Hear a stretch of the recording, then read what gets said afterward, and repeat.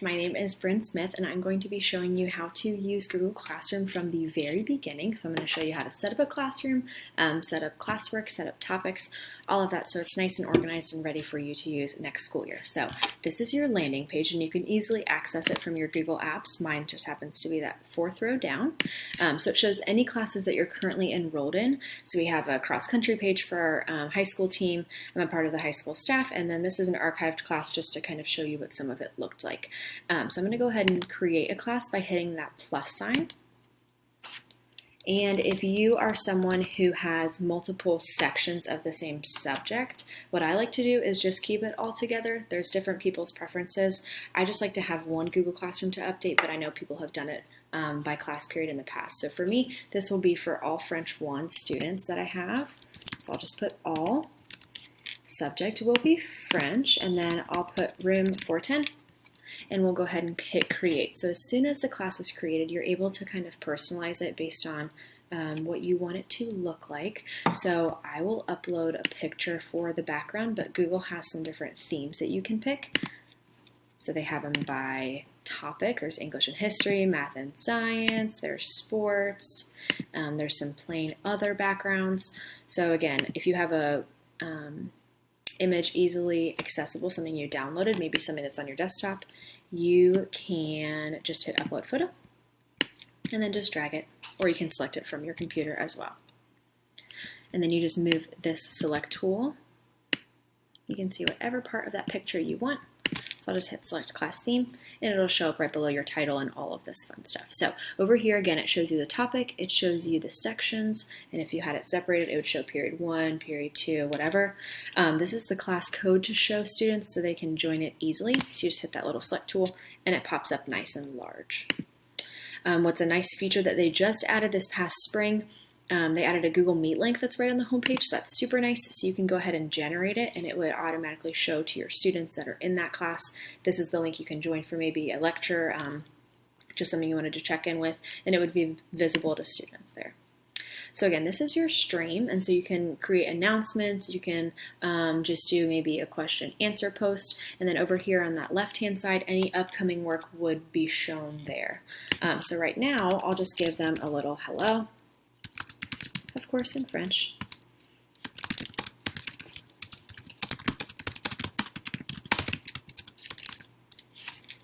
And then move my video a little bit. And then you can just scroll down, and what's nice about any post assignment, anything you create in Classroom, you can add something to it. So you can add a Google Drive document, you can add a link to a website, you can add a PDF, any kind of file you have on your computer, you can add pictures, or you could add videos via YouTube, so that's kind of nice. And then also something that's great is that any post you do, you can schedule it, you can save the draft, or you can just post it right away. So there's always that option to post something and schedule it for the future. So this has been really nice with sub-plans. So say you have something where you just want them to reference Google Classroom, you can schedule it to post the very next day. So maybe you'll be absent in the afternoon. It won't post until you're absent and until they absolutely need it. So that's what's really, really nice. So as soon as you hit post, it'll show up in your stream. So as of right now, everything that we do is going to be shown in the stream, as well as students can comment, students can post, which is not necessarily something that we want. So if you go ahead and hit that settings button, again, the details of your class will show up right here. The class code is also visible right here. You can display it, you can copy it. And then in terms of the streams, this is where we want to make sure that only teachers can post or comment for right now. And you can always make it interactive where students can comment. But for right now, I'm going to go ahead and make it where we are the only ones.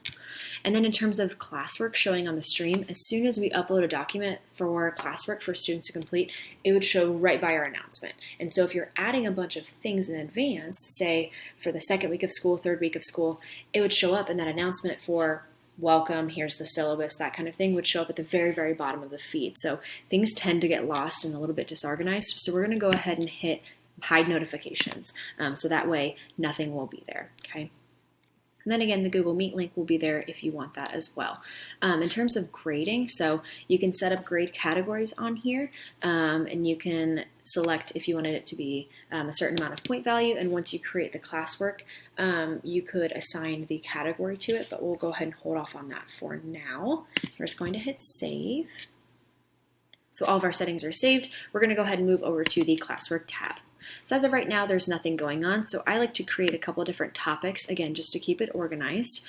So we'll go ahead and do one as beginning of the year. And then French 1, I'm thinking ahead.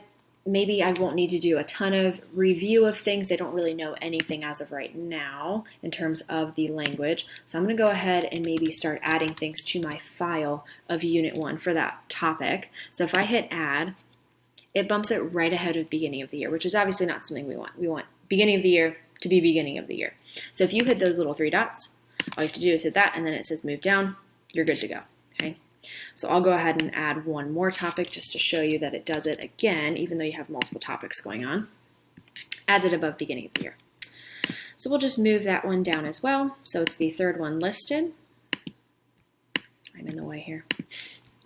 Okay, so then on the side here, all topics. So if I were to select beginning of the year, any topic or any question, assignment that I add will be in there. Unit 1, same thing, and Unit 2, same thing. So what we'll do is we'll go ahead and hit beginning of the, or we'll hit all topics, and we're here. So I'm going to upload a couple different things to these folders just to show you how easy it is to organize. So again, we create the topic by hitting create, but there are different options that are in here as well. There's assignment, there's a quiz assignment, there's a question, material, or there's reuse post. So we'll go ahead and start with assignment. And then I'm going to make this the beginning of the year survey. So I like to give this to my students, and it's a Google form, so it's really easy to use. So you can make the description whatever you want. You don't have to put much.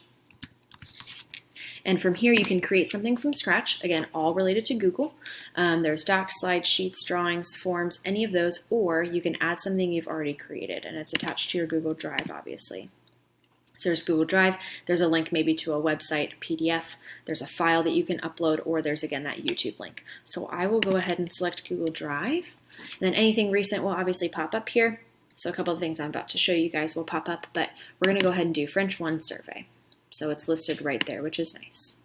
So over here on the right hand side, it shows you your audience, and it shows you the point value. So I'm going to go ahead and make it ungraded. And then for the purposes of showing you what that stream looks like, I'm going to go ahead and make that assignment for tomorrow. And that'll be that due date. And then for topic, this is where it's super important to select the right one. That way it shows up in that folder. So we'll make this the beginning of the year, and you can add a rubric if you want to. And as with the assignment, or with the announcement, sorry, you can select if you want to assign it right away, schedule it, save your draft, or discard it. So we're going to go ahead and hit assign. And then again, it'll show up right underneath there, okay? So that's super easy. So this is where the all topics show. There's Unit 1, there's Unit 2. If I were to just select beginning of the year, that's the only thing that shows up here, okay? So we will come back to the turned in and assigned in those numbers, but for right now, I'm going to upload a couple different things to Unit 1. There's nothing in here. Again, to show you kind of how it orders and the different types of documents you can upload. So we will go ahead and upload material.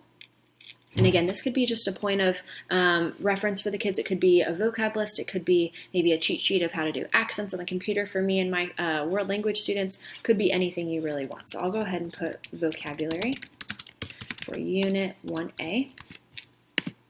Then I'll just put Unit 1A in the description. And then again, I'm just going to add a Google Drive link. I'm going to upload a Google Doc. That's our first set of vocab here in French 1.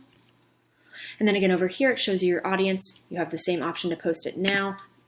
Most important thing is that you select that unit that you want it to go under.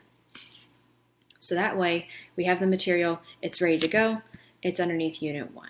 Okay, so it looks a little bit different. If I were to hit Unit 1, it doesn't show who's assigned, who's turned in, and that's because it's labeled as material. So it'll always be there for kids to reference. And you can just obviously continue adding things to those different folders. And what's nice is that if you go back to stream, none of it shows up here. So the only thing that's here is your announcement, okay? So let's say I wanted to share the syllabus. So all I would do is I just hit that little add button, and then Google Drive. And then again, it should pop up with something recent. It's visible to all students. I'll go ahead and schedule this. I'm not necessarily tied down to this format yet. Maybe I want to make some edits. I'll go ahead and schedule it for the 17th, our first day of school, and then I will make it for 7:30 a.m. when I have my first period. Okay, so it will not show up on the feed at all. This will just be a scheduled announcement and it'll show saved. So if I were to click that, it would say syllabus. Maybe there's another thing that I wanted to schedule. It would all show up there. Okay. Then if you look on the left-hand side here, anything that's upcoming in terms of work will show up. So this says due Wednesday, and you can hit view all, and it would pop up with anything else that's kind of due in the near future. So this is easier for kids, again, to kind of reference that versus seeing different things in the stream. This has it all organized for them. So those numbers will pop up again with turned in and assigned, and we'll talk about those in a minute. And that's something for them to review. And then things that aren't reviewed, we haven't really graded anything. There's nothing that's been turned in. So we don't really have to worry about that. So we'll go ahead and go back to that landing page. And we will look at the people section. So this is where you have different teachers in your class. So maybe you co-teach with someone. You can invite them just via that little link there. You can add students the same way. Or again, there's that code. And the easiest way to show them the code is, again, on that stream page right by your picture or your theme. So then on this next tab, the grades tab, there's nobody in this class yet, so I'll show you what it looked like last year, but this is where the grades, classwork, all of that would show up. Okay. So what I will show you is an assignment. So let's say I want to go back to classwork and I want to go back to the beginning of the year survey. So if I were to just select this, there's nothing that pops up because, again, nobody's done it. So if I hit view assignment, it's just a little bit of a different view here. It would order it by status, so it would show you maybe unassigned or uncompleted first versus completed. You can sort it by their first name, their last name, all of that would show up. And then you can also view your instructions. This is just a nice reference page for you. So if you wanted to look at what this looks like when it is kind of a little bit more complete, this was a project that I did for my students last year. So it's just a little Google Slides presentation. It shows that there were 0 turned in because I returned them to them, which is that graded tab. And then that means that there are 6 that were assigned, but they didn't necessarily complete it. And it shows you the due date, and this kind of updates as kids turn it in. So maybe it was a day late, it would show in that turned in section, and that number would change from a 0 to a 1. So that's just kind of what this instructions page would look like once there are people in the class. And then again, that gradebook tab, if we were to go back to that, let me click over. It's the easiest way here. So again, this gradebook tab, it's empty, there's nothing here. If you wanted to know what it would look like once there are some students in the class, this is just kind of an overview there. So here's a snapshot of some things that I did second semester. So it shows you the date, it shows you the name of it, and then in terms of grading, it would say if it's missing. If there's a check, that means they completed it, and then if there's a specific grade out of maybe 10, 25, that's obviously what the student received. And over here on that left-hand side, something that I cut out were all the student names, but you can certainly understand that that would be the different rows here. So then it shows you too, if you gave that point value, it gave you out of 25, it gave you out of 40, so that's something that's visible again to you if you're wondering what the 23.29, the 20 out of 25 would be. So that's the gradebook tab, and something that would be shown if, again, students were in the actual class. So the biggest thing to note is that when you're in the stream, the only thing that's visible are those announcements. And then in classwork, we have those different topics for students to kind of reference. So what's nice is that the Google Meet link is available in this tab too.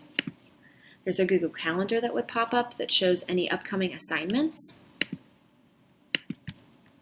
And then the class drive folder, this is where any assignment that you create in Google Classroom, this is kind of where it's saved in your drive. So there's obviously nothing here yet, nothing's been turned in, but as soon as kids start doing that, that will be available to you. And again, it's just located underneath your teacher drive there. So that is a general overview of Google Classroom, so hopefully it was helpful. Again, I know that most of us have used Google Classroom in the past, but it's nice to have that refresher and just those added ideas of adding the topics and organizing things a little bit better so it's easier for our students. So hopefully this was helpful. If you have any questions, please feel free to reach out, or Google has amazing, amazing videos too that may have covered things that I did not get to. So thank you so much for watching. See you guys soon.